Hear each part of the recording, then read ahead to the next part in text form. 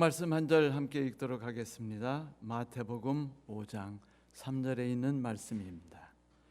심령이 가난한 자는 복이 있나니 천국이 저희 것이며. 마귀와의 세 번의 싸움에서 승리하심으로 우리의 왕이신 예수 그리스도께서는 모두에게 있어서 왕으로서 인정을 받게 되었습니다. 이제는 예수께서 봉사활동을 시작하러 나서실 때였죠. 왕으로서 예수께서는 자만과 허식으로 가득했던 유대지방을 떠나서 참으로 헐벗고 고통스러우며 소외를 당하고 살아왔던 사람들이 가득한 갈릴리 지방으로 가셔서 당신의 첫 번째 선교 활동을 시작하셨습니다. 마태복음 4장 23절부터 24절에 따르면 우리의 왕이신 예수께서는 온 갈릴리를 다니시면서 그들의 회당에서 가르치시고 그들의 나라의 복음을 선포하셨으며 그 나라의 백성 가운데서 모든 병과 그리고 모든 악한 것을 고치셨다. 그러자 그분에 대한 소문이 온 시리아에 퍼져 사람들이 온갖 병과 고통으로 고생하는 모든 환자들과 악령 들린 자들과 간질 환자들과 중풍 환자들을 그분께 데려오니 예수께서 그들을 고쳐주셨다라고 말하고 있습니다. 수많은 사람들이 위대한 왕 앞에 몰려들기 시작했어요. 그리고 그들은 궁금해했죠. 병과 그리고 모든 고통과 연약한 것들을 다 고쳐주시다니, 드디어 우리가 간절히 기다리고 또 기다렸던 선지자께서 오신 것인가? 드디어 우리에게도 희망이란 것이 생기는 것인가? 가득한 절망에서 벗어나서 드디어 희망을 품은 채 하루하루를 살아갈 수 있을까에 대한 꿈들이 그들에게 시작되었습니다. 드디어 하나님께서 우리를 위해 일어나신 것인가에 대한 생각들이 그들의 마음속에 들어오기 시작했어요. 그들의 심장이 쿵쿵거리고 그들의 마음이 얼마나 큰 기대와 감격으로 가득했을까 상상해 보십시오. 마태는 나중에 그때 일을 회상하면서 그분이 하셨던 말씀을 한 문장으로 요약했는데 그 말씀은 마태복음 4장 17절에 있는 회개하라 천국이 가까웠느니라 라는 말씀으로 요약되는 것이에요. 상상해 보십시오. 예수께서 지금 천국이 가까이 왔다라고 말씀하셨습니다. 이 말씀이 의미하는 바가 무엇일까요? 온 유대 땅과 갈릴리에 사는 사람들의 마음속에 이 말씀이 얼마나 큰 충격으로 왔을까 우리가 한번 생각해 봐야만 하겠습니다. 또한 그들이 얼마나 궁금해했을까? 천국에 대해서 말씀하시는 선지자에 대해서 말입니다. 또한 그들이 얼마나 행복에 대한 기대감에 부풀었을까요? 이제 마태는 마태복음 5장에 들어서면서 즉시 왕이신 예수께서 그동안 갈릴리를 다니면서 선포하셨던 천국이 다가오고 있다라는 이 말씀을 본격적으로 소개하기 시작합니다. 많은 사람들이 예수께 몰려들었어요. 예수께서는 제자들을 포함한 사람들에게 과연 천국이 어떤 나라인지, 그 나라의 백성이 된다는 게 얼마나 대단한 것인지 하나씩 알려주기 시작할 필요가 있었죠. 또한 그 복이 얼마나 대단한 것인지에 대해서도 이야기를 해주실 필요가 있었어요. 어느 날 엄청나게 많은 사람들이 예수를 만나러 몰려들었습니다. 예수께서는 사람들이 많이 몰려드시는 걸 보고 산으로 올라가셨어요.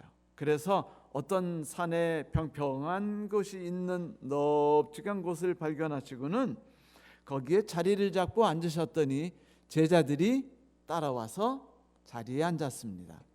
몇 명의 제자인지 우리는 몰라요. 왜냐하면 마태복음에서 제자들에 대해서 본격적으로 이야기하는 것은 마태복음 10장이기 때문입니다. 하지만 몰려든 사람들이 같이 따라오지 않았겠어요? 그 모든 사람들이 자리에 앉자 우리의 위대하신 왕인 예수 그리스도께서는 입을 열어서 그들에게 말씀을 가르치기 시작하셨습니다. 드디어 천국의 왕께서 천국에 관심 있는 모든 이들에게 천국이 어떤 곳인지, 그 정신과 그 삶과 영향력이라는 것이 어떤지를 5장, 6장, 7장 그리고 8장을 통해서 이야기해 주기 시작하십니다. 성도 여러분, 이제 우리의 마음과 우리의 눈과 우리의 귀를 열어서 그분께서 우리에게 들려주려 하시는 그 위대한 첫 선포를 한번 들어보도록 합시다. 먼저 예수께서는 복에 대해서 말씀하셨어요. 예수께서 그들을 바라보시면서 맨 처음 하신 말씀이 단어가 뭐였는 줄 아십니까? 복이었어요. 그것은 바로 영육간의 가난으로 고통을 받는 사람들에게 주시는 복음이었죠. 자기 앞에 앉고 선 그들을 바라보시면서 그분께서는 다음과 같이 말씀하셨죠. 심령이 가난한 자는 복이 있나니 천국이 저희 것입니다. 그런데 이것이 히브리어 말이나 헬라어 혹은 영어로 말하면 심령이 가난한 자가 먼저 나오지 않아요. 복이 있을지어다 라는 말이 먼저 나오게 되어 있습니다. 그러니까 사람들이 앉아 있는데 첫 번째 그들에게 쾅 터져 나온 말이 뭐예요? 복이 있을지어다 라는 말이에요. 심령이 가난한 자는 복이 있나니는 옛날 그 아람어나 그리스어 고대어로 말하는 것이 힘드니까 요즘 말로 바꾸면 이런 말이죠. 아, 그대들은 복받은 분들입니다. 그대 절망 가운데서 도움을 간절히 구하고 찾던 이들이요. 성도들이요, 예수께서 말씀하시는 복은 그들이 오랫동안 들어왔으나 정작 경험은 해보지 못했던 진정한 행복에 관한 말씀이었습니다. 그래서 예수님의 말씀을 듣고 있던 사람들은 단번에 예수께서 말씀하시려는 그 뜻이 무엇인지 알아차렸어요. 그 복은 주변의 환경에 의해서 우리를 찾아오게 됐다가 또 순식간에 우리를 떠나버리는 그런 허무한 행복이 아니었어요. 그 복은 가난하고 헐벗고 고통을 당하는 사람들이 복도 지질이 없어 라고 불평할 때 쓰는 그 복이 아닙니다. 그런 불공평한 성격을 갖고 있는 행복 또한 절대로 아니었어요. 그 복은 부자와 정치꾼들에게만 전승되는 그런 편파적인 행복이 결코 아니었습니다. 그래서 영어권 사람들은 예수께서 선언하신 이 8개의 복에 대해서 완전한 행복, complete happiness 라는 뜻을 가진 beatitude라고 말했는데, 이것은 하나님께로부터 축복을 받아 거룩하게 된 사람들에게 찾아오는 완전한 행복이라는 뜻을 갖고 있어요.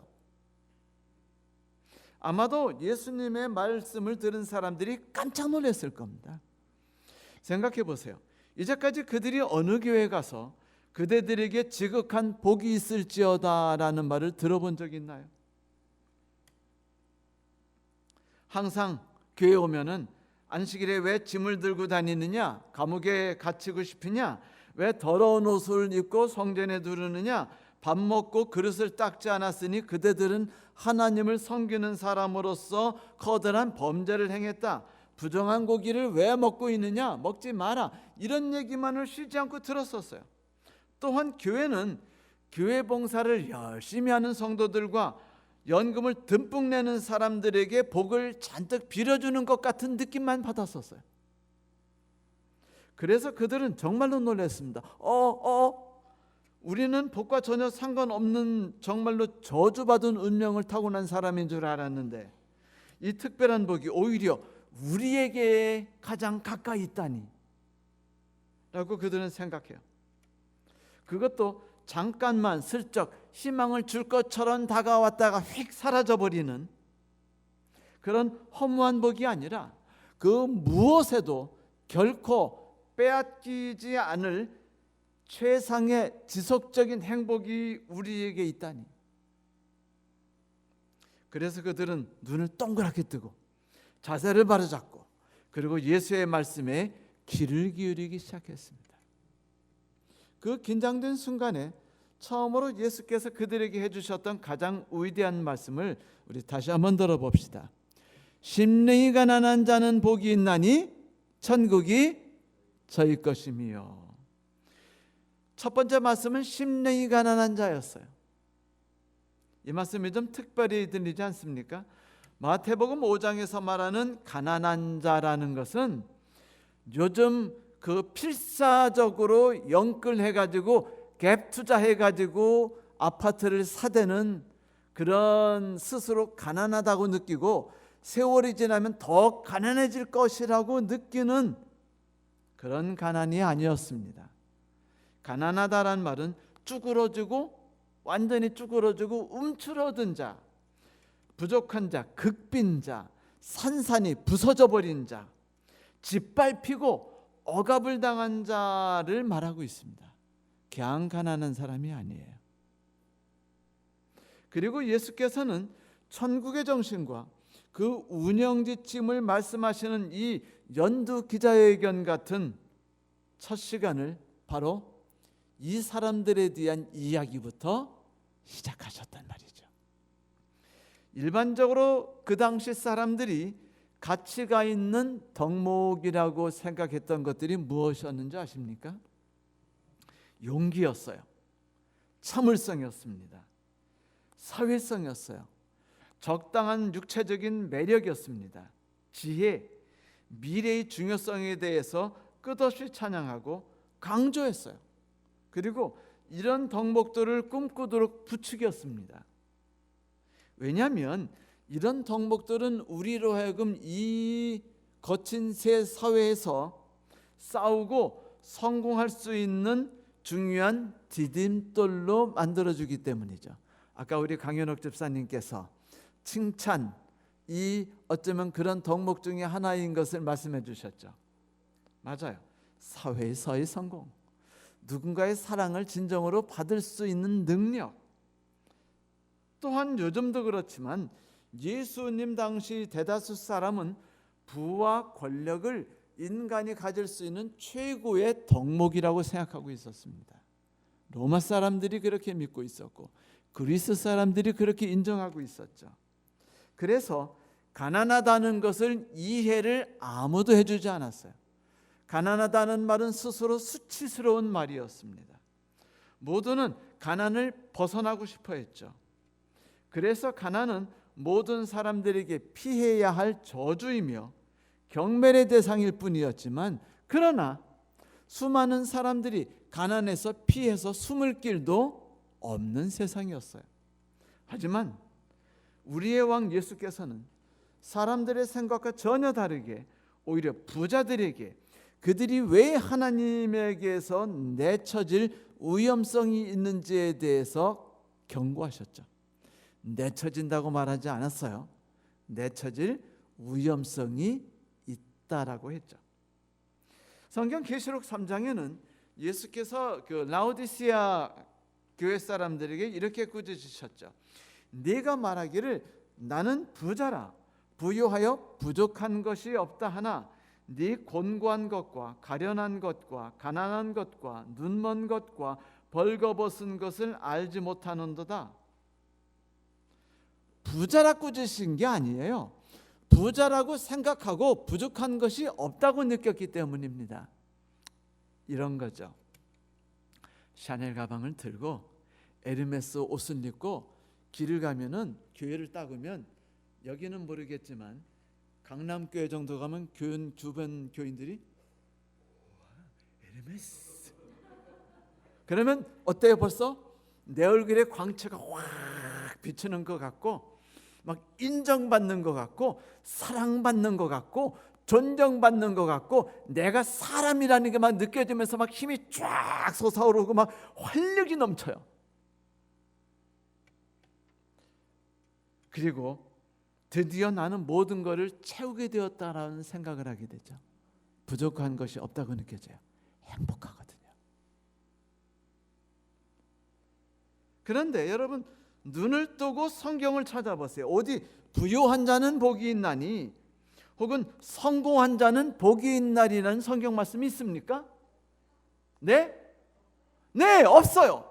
전혀 있지 않습니다. 이것은 하나님이 성공한 자를 싫어하셔서가 아니고 부유한 자를 싫어하셔서가 아니라 그들의 마음속에 슬그머니 들어오는 그 무서운 정신 때문입니다. 그들을 좀 먹듯 파먹는 정신 때문이죠.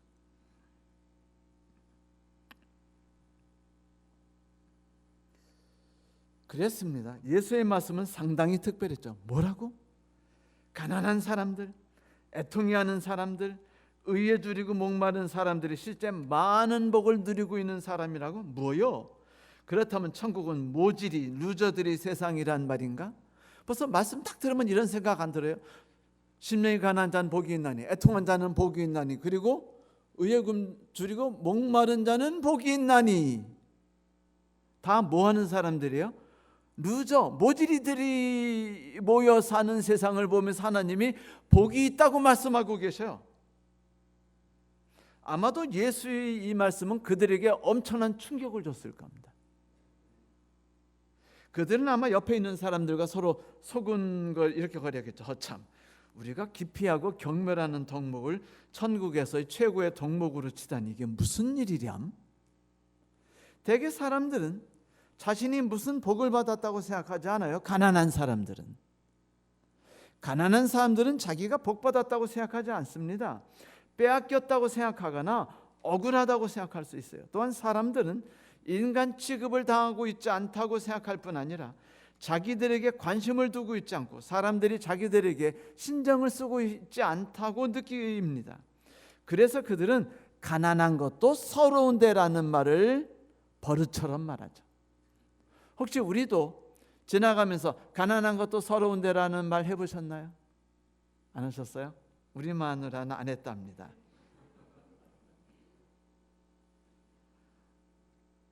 내 것이 이 세상 어느 곳에도 없어요. 과거에도 없었고 현재에도 없고 미래에도 내 것이 없어요. 그러면 정말 서럽습니다.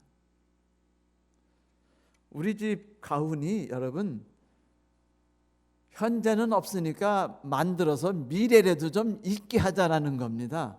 그래서 그 꿈을 뜻을 넓고 깊게 자신을 키워가지고 아버지보다 높고 크게 만들자는 거죠. 그것도 어쩌면 어제와 오늘 없었으니까 내일은 좀 있게 해야 하자는 꿈이 아니겠어요? 그런데 대개의 사람들은 알아요. 미래도 없다는 거예요. 그래서 슬프고 서럽죠. 그래서 그 사람들이 자기들이 복을 받고 있지 않다고 생각했습니다. 그런데 예수께서는 그들에게 거꾸로 뭐라고 하셨어요? 그대들은 복이 있는 사람들입니다. 성도들이요, 여기 마태복음 5장에 나오는 가난한 자는 그저 어렵고 간당간당하게 사는 생태를 넘어서는 것이에요. 파산당해서 절실하게 누구의 도움이 필요한 상태를 말하고 있는 단어입니다. 언젠가 어느 신문사에서 관심을 가지고 올린 한 기사가 제 눈길을 끌었어요. 좀 길지만 여러분에게 읽어드리고자 합니다.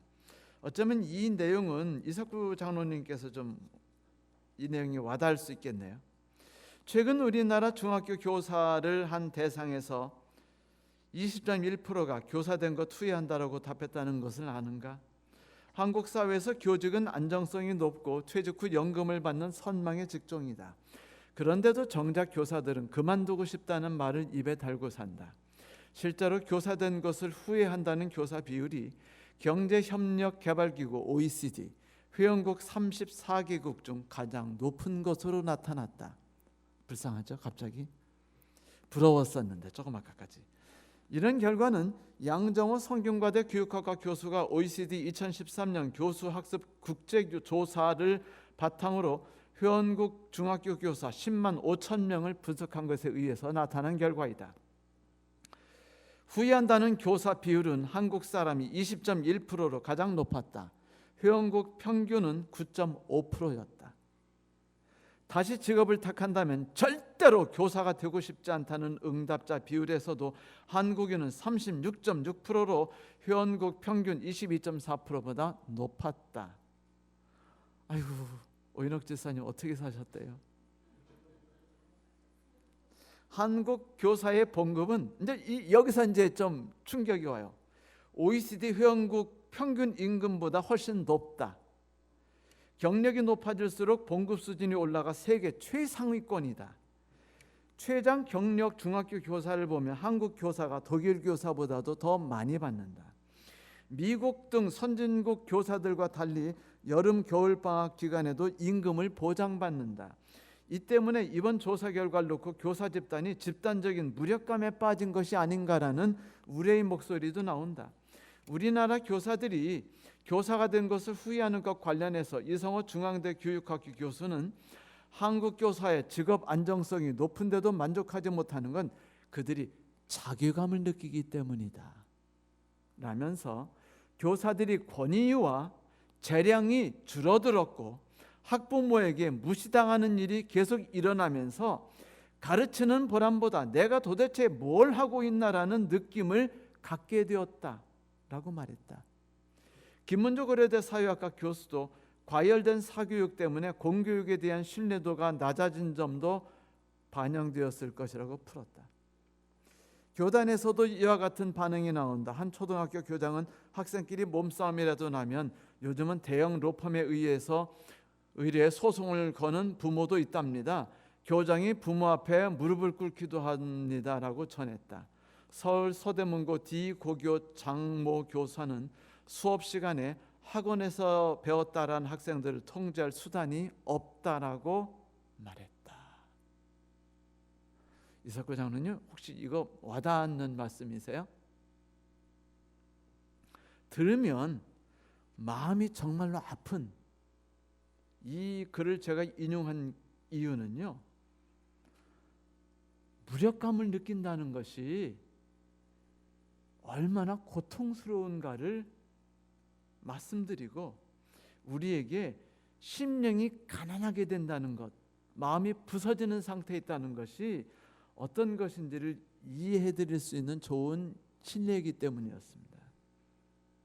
제 소견에 그 교사들은 그저 괜찮은 봉급보다는 심리적이고 정서적으로 좀 더 나은 환경을 갈구하고 있다고 생각됩니다.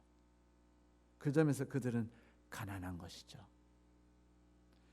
여러분, 자기들을 무기력하게 만들고 존재감을 무너뜨리고 있는 이 지옥을 벗어날 새로운 천국이 있다면 그 모든 교사들이 발벗고 뛰쳐나가서 그것을 향해 달려가지 않겠습니까? 그런데 생각을 전환해서 바라보면 여러분, 무력감, 절망감 그리고 슬픔은요, 이 세상을 살아가는 사람이라면 누구든지 예외 없이 지고 가고 있는 짐입니다. 사실은. 또한 우리 모두의 기피 대상 제1호이기도 하지요. 그것은 우울증처럼 우리를 죽음에 이르기까지 밀어붙이는 위험분자로 잘 알려져 있습니다. 그런데 생각을 전환해서 바라보면 우리가 그토록 피하고 싶어 했던 슬픔과 무기력감이 어쩌면 우리를 아예 새로운 세상으로 꿈꿀 수 있도록 돕는 도약대가 되지 않습니까? 심령이 가난한 자는 복이 있나니를 누가복음에서는요, 가난한 자는 복이 있나니라고 말했어요. 가난하면 나의 삶이 파괴되는데 그 가난할 때 오히려 그 삶이 복이 받는 삶이라고 하나님께서 말씀하셨을 때 그것이 진정으로 우리에게 무엇을 알려주려는 것일까, 무엇을 깨닫게 하려는 것일까 생각해 보십시오. 우리는 지금 모두 우리가 당하고 있는 상황에 대해서 예외 없이 불안해하고 불편해하죠. 코로나 힘드시죠? 불편하시죠? 작년에 우리 집사람이 콜레스테롤 수치가 정상이었어요. 그런데 코로나로 인해서 한 해에 뭘 못했죠? 네, 아줌마 운동을 못했어요. 아줌마 운동 못하니까 올해 딱 조사했더니 어떻게 되는 줄 아세요? 콜레스테롤 중성 수치가요, 작년에 정상이었는데 올해는 위험 수치까지 올라왔습니다. 그건 저도 마찬가지예요.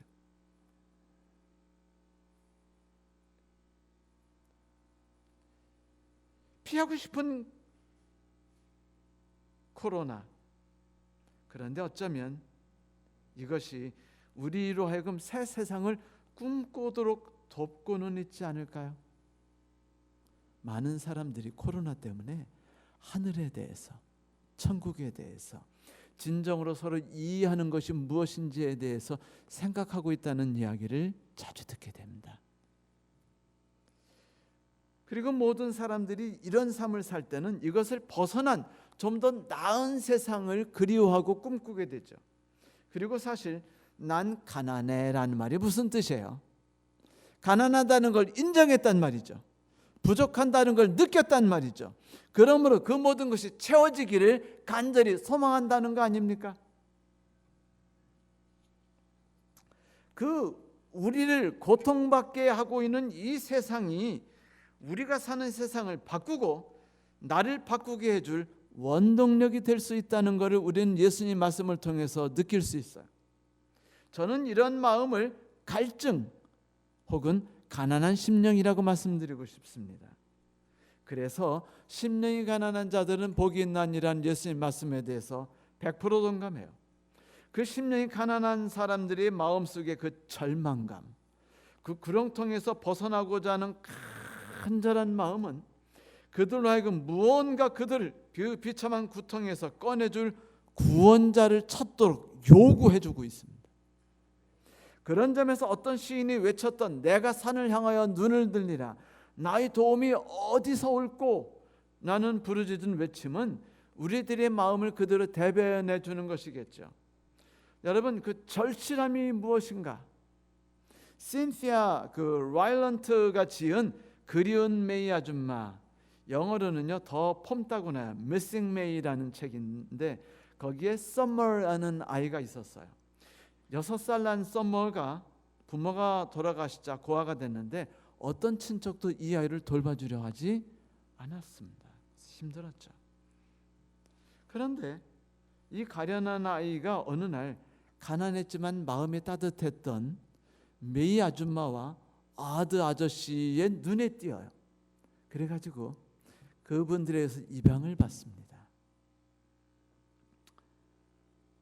썸머는 그 부부가 서로 얼마나 깊이 있고 넉넉하게 사랑하는지 메이 아줌마가, 그러니까 오드 아저씨가 메이 아줌마 머리뒤 이렇게 끈을 이렇게 따주는 걸 보면서 그들이 얼마나 서로 사랑하는지 느끼고 그 행복감을 느꼈어요. 그래서 매일매일이 행복했고 매일매일이 만족했는데 참 가난했습니다. 그러던 어느 날 그렇게 행복하던 썸머와 가족에게 슬픔이 찾아왔어요. 바로 메이 아줌마가 밭을 갈다가 갑자기 돌아가신 겁니다. 그 뒤에 오브 아저씨하고 썸머는요 외로움, 슬픔 그리고 심한 그리움 속에 고통을 받는데 나중에 아드 아저씨는 막 자기 아내가 자기를 찾고 있다는 막 그런 환상까지 빠져서 막 아내를 찾으러 다녀요. 막 말하고 싶어 한다는 이야기 때문에. 정말 고통스럽고 힘들게 살아가던 어느 날 썸머가 우연히 메이 아줌마가 살아있을 때 남겼던 그 글을 발견합니다. 그리고 읽어요. 오늘 제가 그 글을 읽어드리려고 합니다. 메이 아줌마가 쓴 글이에요. 한때는 하나님이 왜 너를 이제사 주셨을까 의아하기도 했단다. 왜 이렇게 다 늙어서야 너를 만났을까 하고 나는 집안이 좁을 만큼 뚱뚱한 데다가 당뇨병으로 고생하고 있고, 아저씨는 해골처럼 바싹 마르고 관절염까지 앓고 있으니까 말이야. 만약 우리가 40년 전에 너를 만났으면 쉽게 해줄 수 있는 일도 지금은 해주지 못하지 않니? 하지만 어느 날 답이 내 마음에 떠오르더구나. 하나님께서는 우리의 마음이 간절해지시기를 기다리신 거야.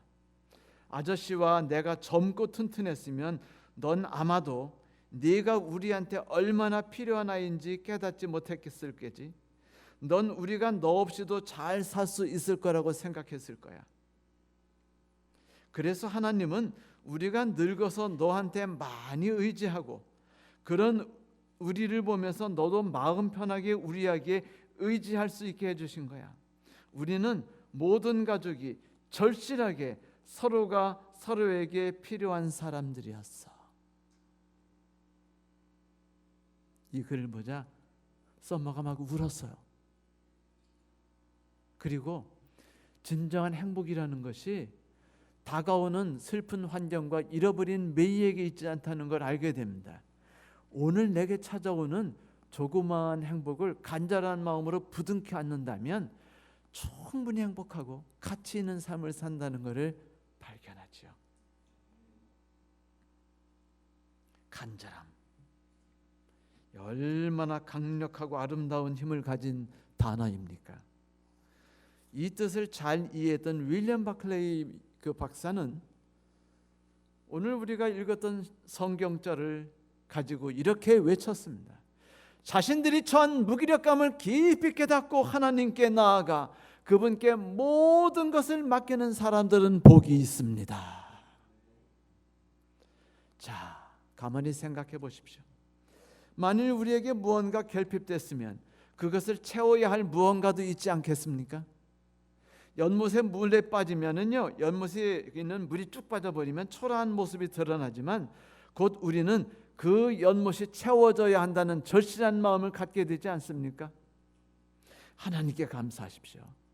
성경 말씀을 살펴보면 가난한 자들, 목말라 하는 자들, 애통해 하는 자들은 곧 모든 도움이 절대적으로 필요한 자들 모두는 다 하나님의 집중적인 관심의 대상이었어요. 그들이 필요로 하니까, 절실한 마음으로 구하니까 하나님의 모든 마음이 그들을 향하셨다는 거예요. 마태가 말하지 않았습니까? 예수께는 그 모든 연약함과 그 모든 부족한 것을 채워주시기 위해서, 그 모든 질병과 그 모든 고통을 고쳐주시기 위해서 그들에게 가까이 다가가셨다고요. 그래서 가난하고 도움이 필요한 사람들은 언제든지 부끄러움이 없이 자신 있게 하나님께 가까이 나가 도움을 요청할 수 있었던 것이죠. 보라, 성경에 나오는 수많은 절실한 마음들, 나는 가난하고 궁핍하오니 하나님이여 내게 속히 임하옵소서.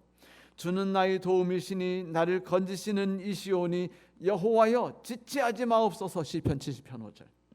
이 곤고한 자가 부르짖음에 여호와께서 들으시고 그 모든 환난에서 우리를 구원하셨도다. 시편 34편 6절. 어떤 사람이 이런 글을 올렸습니다.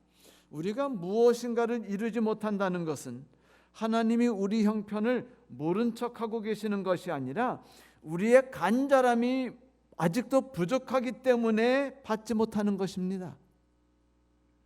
이 말에 모두 동의는 하지 않지만 그 말이 제 마음에 와닿기는 합니다. 간절함. 그렇습니다. 성도 여러분, 심령이 가난한 자는 복이 있습니다. 왜냐고요? 그 이유는 아주 간단해요. 바로 우리 왕 예수께서 내가 가장 관심을 주는 사람들이 바로 너희 갈급해하는 사람들이고 너희들에게 내 마음이 가장 끌린다라고 말씀하셨기 때문입니다.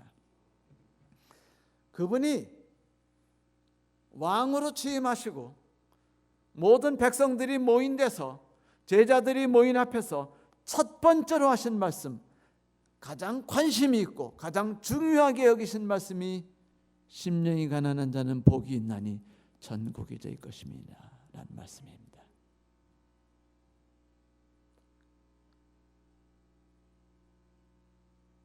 성도들이여, 우리 왕 예수께서 왜 우리의 희망이 되는 줄 아십니까? 천지를 지으셨고 만물을 다스린 하나님께서 절실한 우리들을 바라보시면서 사랑과 도움을 줄여 채워주려고 가까이 오고 계시기 때문이에요. 그 사실을 증거하는 말씀이 여기 있습니다. 선지자 이사야는 말하기를 주 여호와의 영이 내게 내리셨으니 이는 여호와께서 내게 기름을 부으사 가난한 자에게 아름다운 소식을 전하게 하려 하심이라. 나를 보내사 마음이 상한 자를 고치고 포로된 자에게 자유를, 갇힌 자에게 노임을 선포하며 여호와의 은혜의 해와 우리 하나님의 보복의 날을 선포하여 모든 슬픈 자를 위로하되 무릇 시온에서 슬퍼하는 자에게 화관을 주어 그 죄를 대신하며 기쁨의 기름으로 그 슬픔을 대신하며 찬송의 옷으로 그 근심을 대신하시고 그들이 의의 나무 곧 여호와께서 심으신 영광을 나타낼 자라 일컬음을 받게 하려 하심이라 하였습니다. 심령이 가난한 자는 복이 있나니 천국이 저희 것임이라 라는 말씀이 어쩜 그렇게 이 말씀과 딱 어울리는 말씀입니까? 온 이스라엘 땅이 3년 동안 심한 가뭄과 기근 속에 고통받고 있을 때 하나님께서 가장 인정하셨던 위대한 엘리야를 6개월간 훈련시키신 다음에 어디로 보내셨습니까? 바로 시돈 땅 사르바 땅에 살던 굶어 죽어가고 있던 한 이름 없는 과부와 그의 어린 아들에게 있지 않습니까? 그토록 간절한 마음으로 도움을 갈구했던 이들에게 말입니다. 하나님께 감사하십시오. 만약 내 처지가 지금 그 과부처럼 절실함 속에 있다면, 고통 속에 있다면 아주 다 말라버린 눈물로 하나님을 붙잡고 또 붙잡고 또 붙잡게 하고 있다면 성도들이죠, 다시 한번 하나님께 감사하십시오. 처지가 나의 마음을 찢어지게 아프게 하고 있다면 하나님께 감사하십시다. 이제 우리는 하나님의 가득한 사랑과 그 능력이 무엇인지를 경험할 수 있게 되기 때문입니다. 심령이 가난한 자라면 복이 있습니다. 왜냐하면 성경에서 우리에게 천국이 바로 그대들의 것입니다라고 말씀하셨기 때문이에요. 이제 예수께서 말씀하십니다. 천국이 바로 그대들의 것입니다. 그렇습니다. 우리는 억눌려 살아가고 있어요. 그래서 우리는 하나님께 속해 있습니다. 우리는 부족함 속에 살아가고 있습니다. 그래서 우리는 하나님의 것입니다. 그리고 하나님께서 바로 우리의 것이기도 하죠. 여러분 보십시오. 이제 마태는 심령이 가난한 모든 이들에게, 고통 속에 살아가고 있는 신음하는 모든 이들에게 천국을 소개해 주고 있어요. 심령이 가난한 자들은 복이 있나니 천국이 그대들의 것임입니다. 왜 예수께서 천국에 대해 제일 먼저 말씀하셨을까 궁금해하는 사람들이 있어요. 여러분, 당시 이스라엘 사람들은요, 왕국이라면 티를 떨었어요. 정부라면 이를 갈았어요. 요즘도 정부라면 이가 갈리죠. 똑같아요. 빼앗긴 왕국, 빼앗긴 안정, 빼앗긴 부에 대해서 많은 분노를 갖고 있었어요. 당연히 그들 나라를 되찾고 싶었어요. 자기들의 나라를. 그들의 관심사는 왕국의 회복에 있었고, 데모에 있었으며, 폭동에 있었고, 독립운동에 하는 게 있었으며, 그리고 저 간악한 지도자들을 처단하는 데 있었습니다. 또한 그들이 지금 살아가고 있는 왕국은 자기들의 나라가 아니었어요. 결코. 지지들이 복이 없어가지고 살기 힘이 들어서 도움을 요구하고자 이 장과 동장에 가면 뭐 항상 이런 훈계 저런 훈계가 많고 사정이 이러니까 당신에게는 뭐 이렇게 와닿지 않는다는 둥, 이거 해라 바쳐라 이런 말만 그들이 들었어요. 돈이 많고 여유가 넘치는 부자에게는요, 그들이 먹을 것이 없어 굶거나 몸이 아파 쓰러져 갈 때 그들을 돕거나 살펴주기는커녕 노예로 부려먹을 기회를 만들려고 애쓰고 있었습니다. 그래서 당시 백성들은 자기들의 등골을 빼먹는 부자놈들과 나라에서 월급을 받아먹고 있는 그 정치가 놈들과 공무원 놈들과 로마 놈들과 그리고 하나님을 대신해서 일하고 있다고 말하지만 실제로는 그들을 괴롭히고 있던 제사장놈들이 있던 왕국이 몽땅 실었어요. 왜 예수께서는 백성들이 자기들을 위해 열심히 일한다고 주장하는 정부가 자기들을 괴롭혔다고 생각하는 줄 아세요? 한 가지 예를 들어 봅시다. 이제 이런 일이 실제 몇 년 전에 있었는데 연합해서 이제 목사들에게 다음과 같은 편지를 보내요. 우리는 목사님들이 품위 있고 정직하며 높은 도덕성을 가지고 사는 모습을 보고 싶습니다. 그럼 목사님들이 이렇게 대답해요. 아멘. 좋은 말씀이요. 당연히 그렇게 살아야지. 근데 다음 주 편지가 또 올라왔어요. 그래서 이제부터 우리는 지역마다 조사위원회를 만들고 목회자로서의 품격을 떨어뜨리는 모든 목사를 조사해서 징계를 하기로 결정했습니다. 이러면 분위기가 확 바뀝니다. 아마도 목사들은 두 편의 편지를 딱 보면 즉시 내면의 숨은 뜻이 뭔지를 알아차려요. 그들은 이렇게 말할 겁니다. 뭐야? 또 무슨 꿍꿍이가 있는가? 또 사람 몇 명 또 월급 주면서 시켜 먹으려고 하는구나. 돈 벌어 먹이려고 지금 수 쓰고 있구나 라고 생각하게 돼요. 뒤에 보낸 글은, 앞에 보낸 글은 도덕적인 권면으로 의미가 있는 말이었지만 뒤에 보낸 글은 그 도덕적 타당성을 이용해서 권력기구를 만들고 권력을 이용해서 무언가 이득을 볼 사람들을 만들어 보겠다는 거니까. 정부가 항상 새로 딱 등극하면 어떤 일을 제일 먼저 시작하죠? 적폐청산하죠. 그게 무슨 뜻이에요? 이전에 돈 벌어 처먹던 놈들을 다 날려버리고서 우리가 그 자리를 다 차지하겠다는 뜻 아닙니까? 이래서 백성들은 왕국이 싫었어요. 나라가 싫었습니다. 이가 갈렸어요.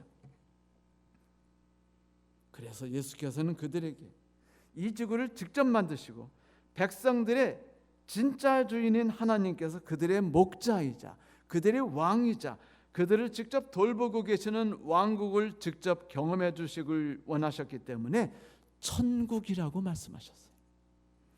더 나은 왕국이라고 말씀하지 않으시고 고쳐서 만든 왕국이라고 말씀하지 않으시고 천국이라고 말씀하셨습니다. 하나님이 함께 하시는 나라. 자, 이제부터 왕께서는 그 천국의 삶이 얼마나 행복한지에 대해서 우리에게 이야기를 해주실 것입니다. 곧 천국 백성이 된다는 것이 얼마나 매력적인 것이고 멋지다는 것인가를 다음 주부터 이야기해 주실 것이에요. 곧 백성이 된다는 어떤 것인지, 무엇인가를 해서 복이 있다는 것이 아니고 무엇인가를 갈취해서 복이 있는 것이 아니라 우리는요 항상 그것 하나만 해결되면, 이것만 있으면 복이 있을 것이라고 생각되죠. 이 병만 고쳐지면, 저놈의 남편이 좀 버릇 좀 고치면, 저놈의 아들놈이 이것 좀 더 이상 안 하게 되면. 그러나 실제로 그 무엇이 채워진다고 해서 결코 우리가 행복하지 않다는 걸 그분은 잘 아십니다. 진정한 행복은 주님께서 우리의 필요를 채워주실 때 우리에게 찾아오는 것이며, 하나님의 영광이 우리에게 직접 낮고천한 우리에게 임하셔서 우리와 함께 하시고 우리의 상처를 싸매 주시는 그분이 우리 옆에 계실 때 비로소 진정한 행복과 천국이 우리에게 다가오는 것이에요. 그러니 이제 우리 모두 주님께서 우리에게 관심이 있다는 사실을 오늘 성경 말씀을 통해 깨닫고 가난한 심령과 마음으로 하나님께서 우리에게 해주시라는 말씀을 들으려고 귀를 열도록 합시다. 감사합니다.